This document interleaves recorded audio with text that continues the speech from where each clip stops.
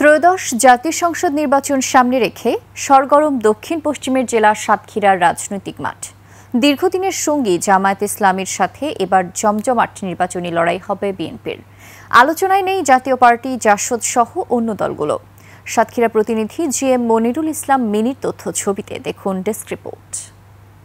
Shea butter ও vitamin E সমৃদ্ধ lily হালাল beauty soap, তারুণ্যময় উজ্জ্বল ত্বকের জন্য।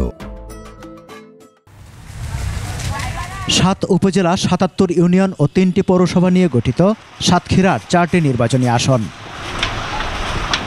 জেলায় ফ্যাসিস্ট আমলে দমন নিপীড়নের শিকার হয় বিএনপি জামাতের অনেক নেতাকর্মী। লড়াই সংগ্রামে রাজপথে একসাথে থাকলেও নির্বাচনের মাঠে এবার তারা একে অপরের প্রতিপক্ষ। দুদলের নেতাকর্মীরাই সরব মাঠে। মানুষ যেখানে যাবেন সেখানে মানুষের কথা আছে সুস্থ।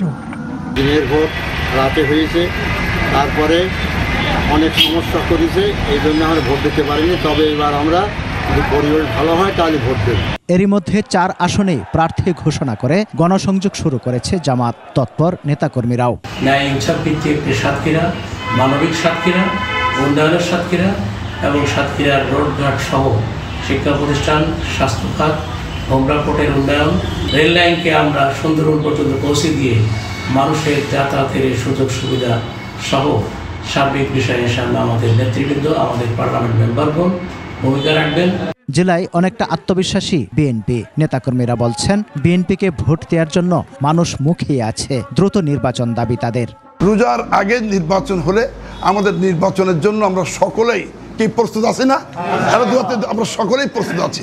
বিএনপি জনগণের দল, বিএনপি হচ্ছে গিয়ে নির্বাচনমুখী দল।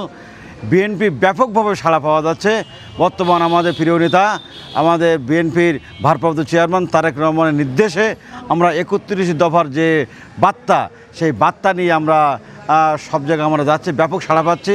নেতারা জানান, ত্রয়োদশ জাতীয় সংসদ নির্বাচনের চূড়ান্ত তফসিলের অপেক্ষায় সাতক্ষীরার মানুষ।